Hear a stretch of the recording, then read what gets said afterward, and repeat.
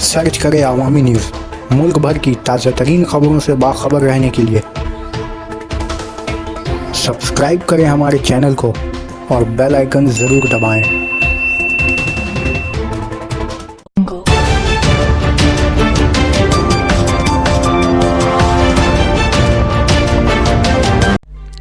कोलकाता के टेंगरा इलाके से मुंशियात के साथ 2 गिरफ्तार।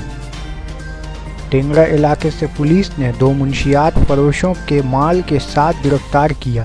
बताया जा रहा है कि खुफिया जानकारी पर कार्रवाई करते हुए कलकत्ता पुलिस की खुसूसी टीम और नारकोटिक्स अफसरान ने मुश्तरका कार्रवाई करते हुए टेंगरा इलाके से जयदीप हाजरा उर्फ छोटका और मनीष नामी 2 अफराद को हिरासत में लिया, जिसके कब्जे से 20 किलो 40 ग्राम मुंशियात बरामद हुई।